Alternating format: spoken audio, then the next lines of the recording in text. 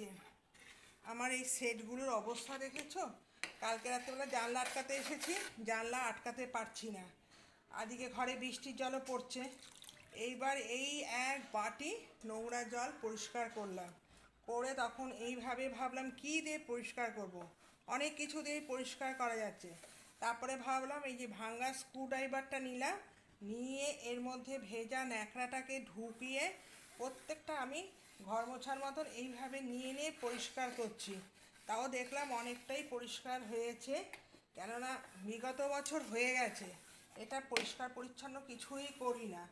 কিন্তু আজকে ভাবলাম যত বেলা হোক, আর কালকে তো জানো খুব বৃষ্টি হয়েছে, এখান থেকে জলের যে পাইপ লাইনগুলো থাকে এখানে সব ফুটোগুলো বন্ধ হয়ে গেছে, সেটা ওভারটেক হয়ে ঘরের মধ্যে জল ঢুকে গেছে। কী যে মুশকিলে পড়ছি। তারপরে ভাবলাম কেন এটা হয়েছে, এবার দেখলাম না আজকে আমাকে এভাবে উদ্ধার করতেই হবে। তাই এখন আমি পরিষ্কার পরিচ্ছন্ন সব নিয়ে বসলাম। আর ওই জানলাটা দেখো এখন একটা পরিষ্কার হলো, এবার আরেকটা পরিষ্কার করব। তারপর আমি এটার মধ্যে এই জলটা আমি এখন ফেলে দিচ্ছি, এখানে ফেলে দিলাম। এইবার আমি কি করব, প্রায় এতগুলো জানলা তো পরিষ্কার করা সম্ভব নয়, কিন্তু যতটুকু পারি, যেটা আগে আগে দরকার সেটাই করলাম। এইবার আমি কি করছি, এবার এগুলো দিয়ে আমি জল ঢেলে ঢেলে পরিষ্কার করছি। দেখি আমার ভেতরে পাইপটা পরিষ্কার আছে কি না। দেখলাম না, ভেতরের পাইপগুলো বেশ সুন্দর পরিষ্কার পরিচ্ছন্নই আছে। এবার জলটাকে আমাকে পরিষ্কার করতে হবে, আঙুল তো আর ঢুকবে না। এইবার আমাকে একটা একটা করে পরিষ্কার করতে হবে, এটা একদম খুব সহজে। এইবার এখান থেকেও পরিষ্কার করতে হবে।